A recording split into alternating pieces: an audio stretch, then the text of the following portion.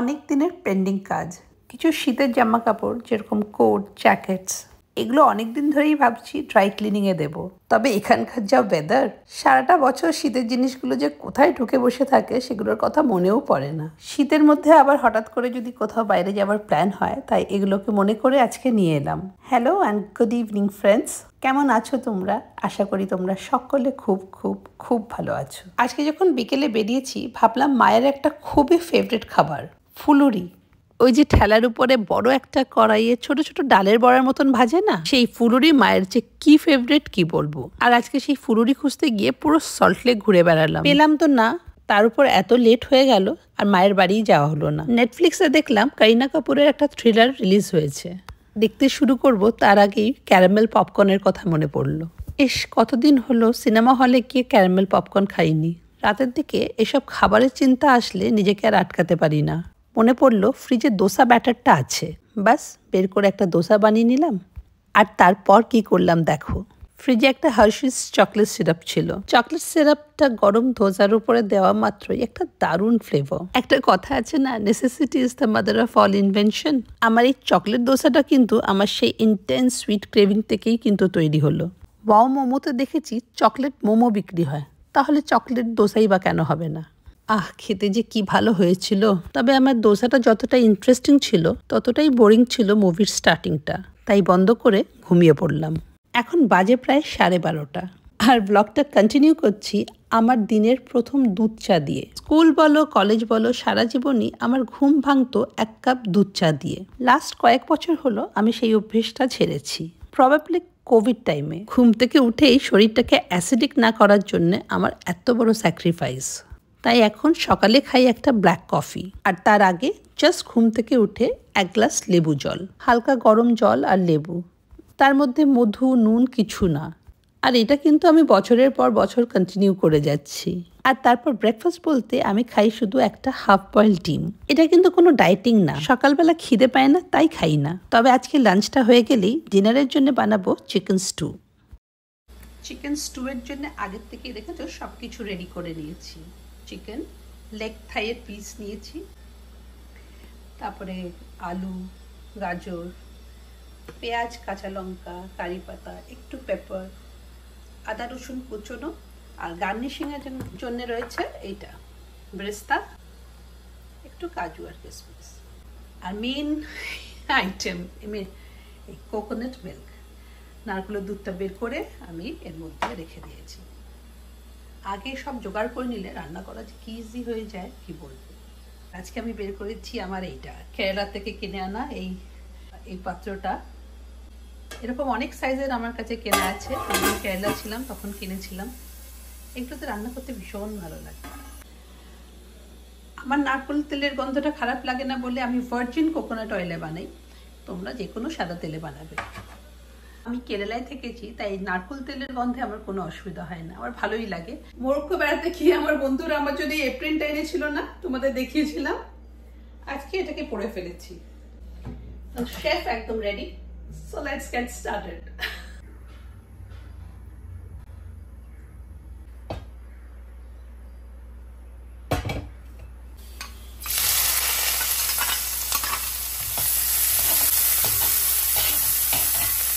স্টুতে পেঁয়াজটা কিন্তু খুবই হালকা করে ভাজতে হবে, লাল বা ব্রাউন করে ভাজার কোনো দরকার নেই।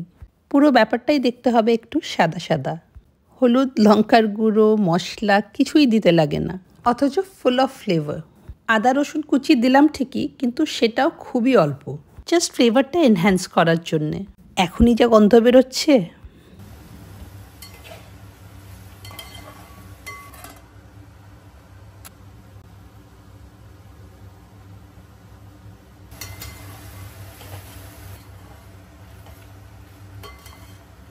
এই যে কোকোনাট মিল্কটা আমি অ্যাড করছি, এটা হচ্ছে সেকেন্ড এক্সট্র্যাক্ট, আর সেই জন্যেই একটু পাতলা।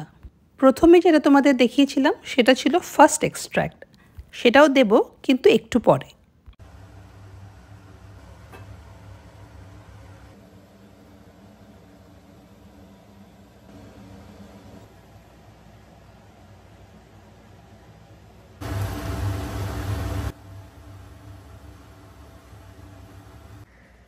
আর আচ্ছা, তোমরা অনেকেই জিজ্ঞেস করেছিলে যে মিক্সিটা কোন কোম্পানি, দাঁড়াও দেখিয়ে দিই।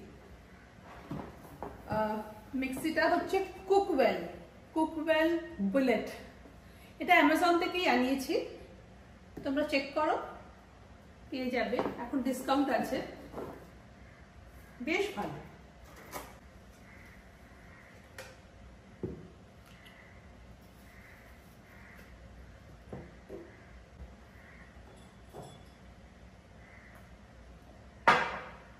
Stew almost ready.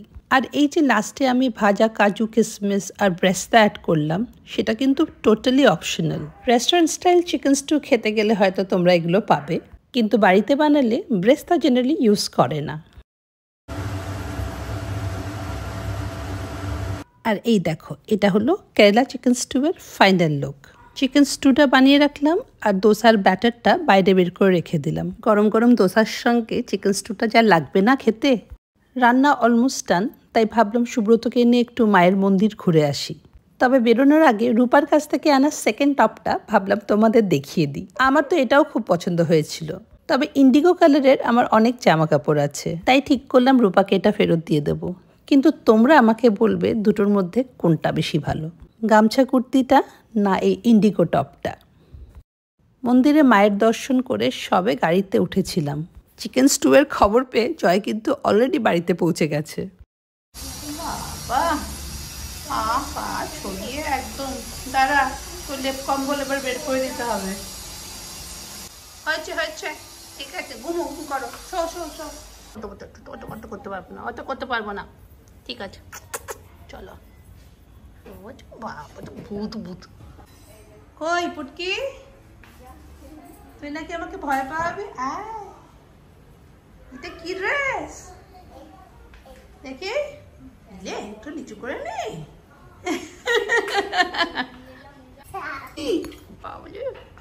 তোর মা না বলে দিলে আমি কিন্তু হঠাৎ করে দেখালে প্রচন্ড ভয় পেয়ে যেতাম। দেখি তো, সোজা করে দেখা তো, সোজা করে। কে কিনে দিয়েছে এটা? সাথী মাম্মি। তুই আমাকে ভয় পাওয়াবি? হ্যাঁ, ভয় পাওয়ানোর জন্য বসেছিল। এই যে চিকেন স্টুয়ের গন্ধে গন্ধে কে চলে এসছে আগে আগে, আমি গাড়ি ঘুরিয়ে চলে এসছি তাড়াতাড়ি করে। না আজকে দোসা চিকেন, রুটি বানিও না আজকে। তোমার রুটি লাগবে? রুটি আচ্ছা, একটা রুটি করে দাও, একটা রুটি করে দাও। সিঁড়ির ল্যান্ডিং এ একটা গাছ রাখবো বলে সুব্রতকে ছাদে নিয়ে এলাম। ওটা ভালো, সাইডেটা। সিঁড়ি দিয়ে উঠতে নামতে এই জায়গাটা খুব ফাঁকা ফাঁকা লাগতো। আর গাছ এমনই জিনিস, যেখানেই রেখে দাও পুরো জায়গাটা চেহারাই পাল্টে যায়। তোমরা হয়তো দেখেছো আমার ছাদে অনেক গাছ, শুধু উপর থেকে নামানো ওঠানোটাই একটু ডিফিকাল্ট। সকালবেলায় সুব্রতর প্রথম কাজ হচ্ছে ছাদে উঠে গাছগুলোকে দেখে নেওয়া। গাছপালা, পশু পাখি এসব নিয়ে কিন্তু আমরা বেশ ভালোই আছি। শুধু অ্যাডপ্টেড ডগস না, সুব্রতর আবার দুটো অ্যাডপ্টেড কাকও আছে। রোজ সকালে তারা হাত থেকে খাবার খেয়ে যায়। আর ঘুম থেকে ওঠার পর over a cup of black coffee আমাদের প্রথম আলোচনা এদের নিয়েই হয়। মিঠু নিজের ইউজুয়াল টাইমেই চা রুটিটা বানাতে চলে এসেছে, আর ও বেরিয়ে গেলেই আমি ঢুকে পড়বো দোসা বানাতে। এমনিতেই এরা তাড়াতাড়ি ডিনার করে, আর আজকের ডিনারটা একটু স্পেশাল বলে মনে হয় টাইমটা আরেকটু এগিয়ে দিয়েছে। তোমরা দেখেই বুঝতে পারছো নিশ্চয়ই, এখানে কিন্তু চায় পেয়ে কিছু একটা সিরিয়াস চর্চা চলছে। সামনের বছর কোথাও একটা বেড়াতে যাওয়ার প্ল্যান আছে, আর সেটা নিয়েই এখানে প্ল্যানিং, বুকিং এসব চলছে। 2024 মার্চে আমরা ইটালি গেছিলাম বেড়াতে। 2025-এ অত দূরে না হলেও কাছাকাছি কোথাও একটা যেতে পারি, তবে পুরোটাই এখনও প্ল্যানিং স্টেজেই আছে। গতবারের ফরেন ট্রিপটায় আমরা 3 জনেই গেছিলাম, কিন্তু এবারেরটায় তোমাদেরকেও নিয়ে যাব। ট্রাভেল মানে এক্সপিরিয়েন্স, আর এক্সপিরিয়েন্স সবার সঙ্গে শেয়ার করতেই ভালো লাগে, তাই না? এদিকে মিঠু রান্নাঘর খালি করে চলে গেছে, আর আমি আমার কাজে লেগে পড়েছি। ডিনারটা কমপ্লিট হয়ে গেলে আজকের মতন আমারও কাজ শেষ।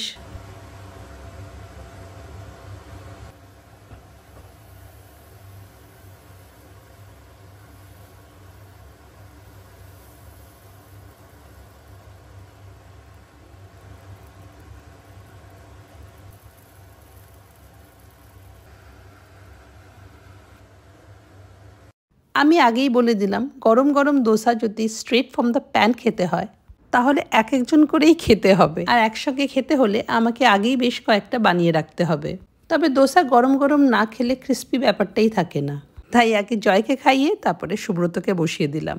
জয় চিকেন স্টু খেয়ে বলেছে যে কোনো রেস্টুরেন্টকে হার মানাবে, আর সেটার প্রমাণও আছে। এই দেখো আমার স্টুয়ের পাত্রটা, এটা কিন্তু ধোয়া না, রীতিমতন চেটে পুটে পরিষ্কার করে দিয়েছে। সবার শেষে রিল্যাক্স করে খেতে বসলাম আমি। আজকের দিনটার সাথে ব্লগটাও এখানে শেষ করছি। কেমন লাগলো জানিও কিন্তু। ভালো লাগলে লাইক করো, কমেন্ট করো, শেয়ার করো, চ্যানেলটাকে সাবস্ক্রাইব করো। দেখা হবে আবার একটা নতুন ব্লগে। Till then, bye bye and take care.